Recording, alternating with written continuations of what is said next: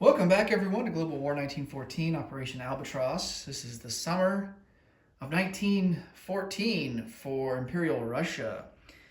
And I think for a change, we don't really have anything to correct or go over. So let's get right into the Russian turn.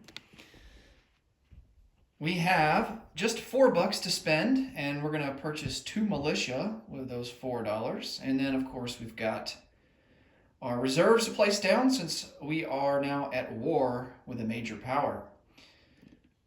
For technology, we only have 1 tech roll, and we're going to go for wartime economy, see if we can get up to stage 3, join the Ottomans, the French, Austro-Hungarians, and the British. So let's see how we do with that. Of course, we're going to need a 7 or higher.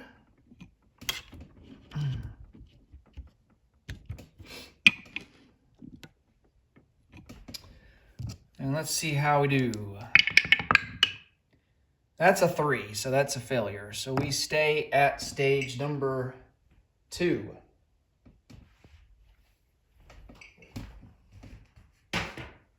Okay.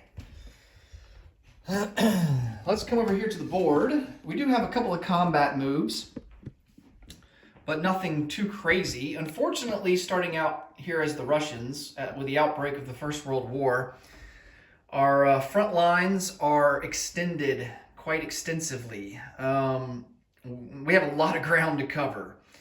And so, and alongside of that, to make things worse, we only are making $16 a turn. And so we're not exactly raking in the dough here as the Russians. And so we've got to kind of be selective in what areas we want to defend and kind of pick a strategy that's going to give us the best option to do that.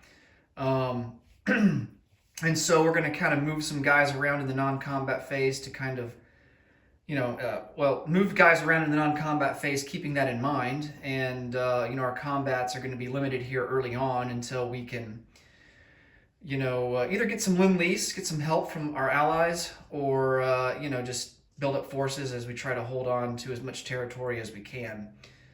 Of course, as we go down the road here through the First World War, there's going to be a threat of revolution, and and so we've got to be wary of that as well. So for combat moves, we're going to start out here and take this coastal sub out of port in the Crimea, and he is going to convoy raid the Ottoman line. The maximum damage we can do there is just 1, but hey, I guess every little bit counts. And then we're going to do some attrition attacks. I think we only have 1 artillery in Grando province, and so we're just going to attrition attack into Congress of Poland. Okay, so let's go ahead and roll for those 2 things, and then we'll get on with some non-combat moves. All right, how about we roll for the convoy rating first. So a coastal submarine has a bonus of 1. And then, of course, the Ottomans, they're not going to have any defensive bonuses at all. So we'll add +1 to our roll. And, just by default, regardless, we do 1 damage. And that's the maximum that we can do.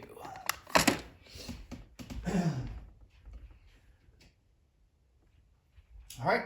I will put a marker down on that, and the Ottomans will have to account for that extra dollar on their turn in the fall-winter of 1914.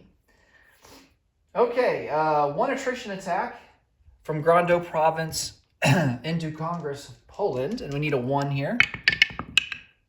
And we miss by a large margin. Okay, so we're done with our combat phase. Let's come over here and go through non-combat movement. So we have a torpedo boat destroyer here in P7. He is going to move 1, 2, 3, 4 into P1. So he will be way up here.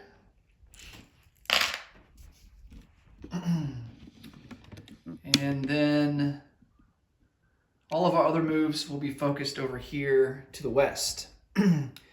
All right, I'm going to take the combat markers off.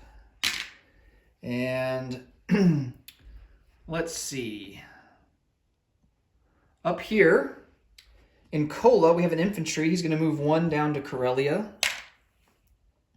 We're going to strategic rail move a fighter out of Petrograd, and he's going to come down to Grando Province. I'm going to put him on the unit card. That will give us 2 fighters in Grando Province. Now, Russia, we have just stage 1 fighter technology. And so we have 1914 fighters. And I think we have 2 rail moves. Yes, we get 2 rail moves. So our other rail is going to be to take an artillery out of Moscow, and we're going to rail him into Grando Province. Okay. Grando Province is kind of going to be our primary territory that we're going to look to defend against the Germans. We could try and defend Moscow because it would be enticing to defend Moscow because you get the city bonus. But that would mean that we would have less defenses in Grando Province, and that would give the Germans the opportunity to surround Moscow and then give us a -1 to our defense when they go to attack the city. So defending Moscow is not really as, enticing as it may seem to be at first. So I think Grando Province gives us the best chance to defend while we build up our forces and hope maybe to launch a counteroffensive against the Germans at some point. Okay. We also have, what am I doing? We have one more combat here that I see here in the Gulf of Finland. We're going to do convoy raiding with this coastal sub. Going to bring him up into A13. Maximum damage there is 2. So let's quickly come back to the dice tower and roll for that. Okay. No bonuses for the Germans. We get +1 to our roll. And we do 1 damage. Okay.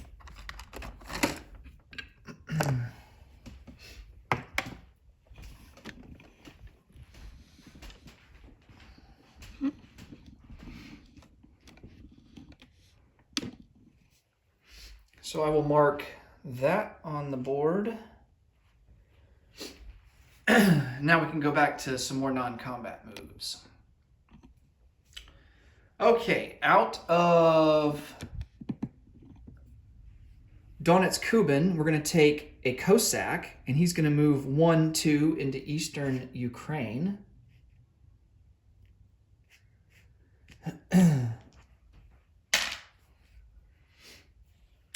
A cavalry here in Moscow will come out 1, 2 and move into southern Belarusia. Joining him will be another cavalry, actually a Cossack coming out of Petrograd. He will move 1, 2 into southern Belarusia. An artillery will come out of Petrograd and move into northern Belarusia.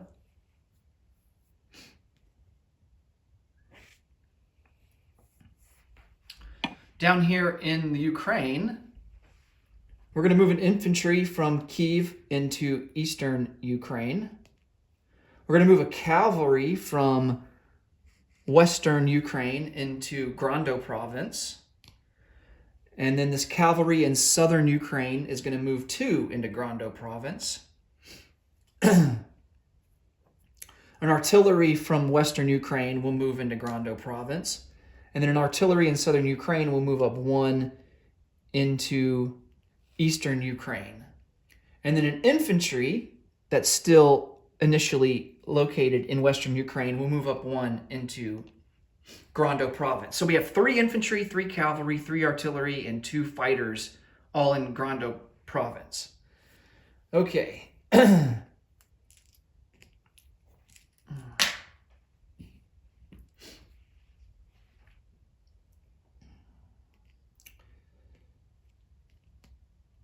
And then Warsaw, our final move here is in Warsaw, and we're going to take an artillery and an infantry out of there, because if we don't, the Germans are likely going to just plunge right into there and wipe them out anyway.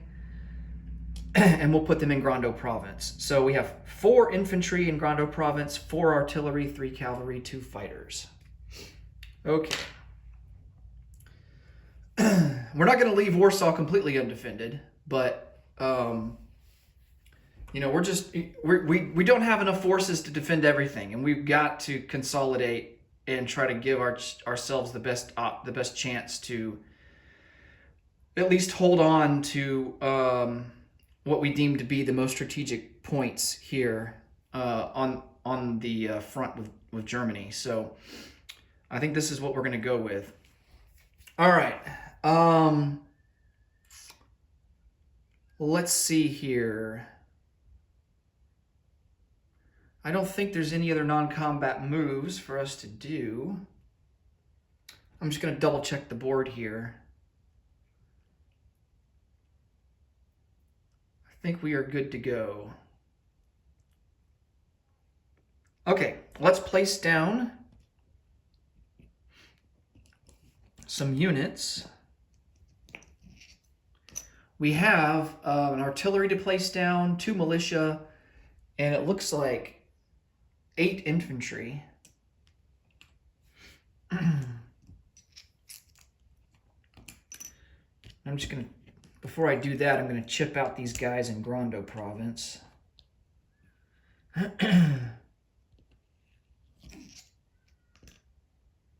Get that all cleaned up. Okay, now we can place some units down.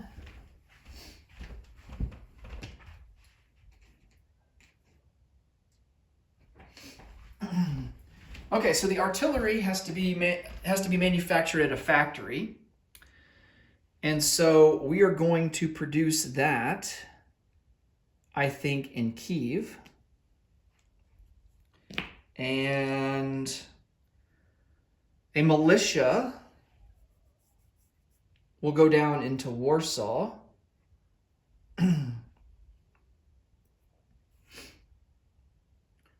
We're also going to, let's see here. We're going to place a militia in Petrograd.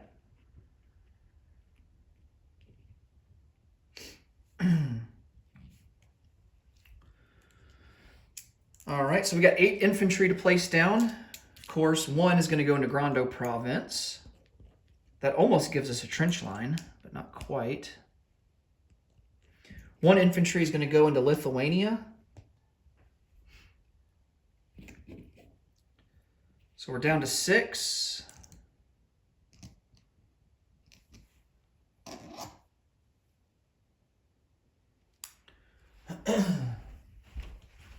I need to get some more chips.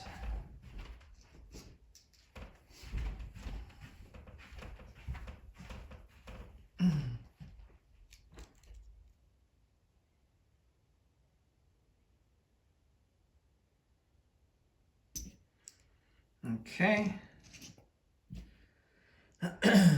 All right, so we've placed down an infantry in Lithuania, an infantry into Grando Province. We're going to place another infantry into southern Ukraine, an infantry in western Ukraine. I think I'm going to change that sculpt out. I want the guy that's firing. Okay. I'm going to place an infantry down in Kiev.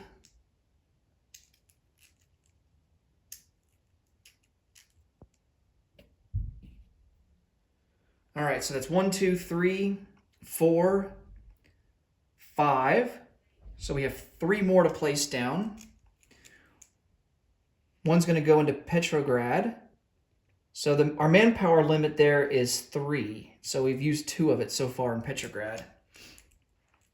And let's see, where else? We'll place 1 down in Transcaucasia. Got to defend against the Ottomans there that are trying to build up. And we have 1 more infantry to place down. And I think we're going to put him into southern Belorussia. he'll join the Cossack and the cavalry that's there. All right.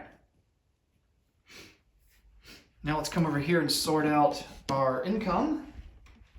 I'm going to check and see if we get any bonus income. I don't think we do. So we spent all 4 of our dollars.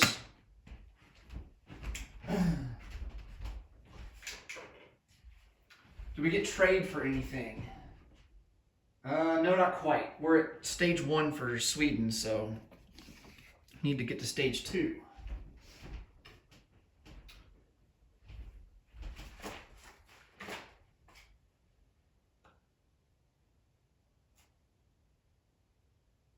All right.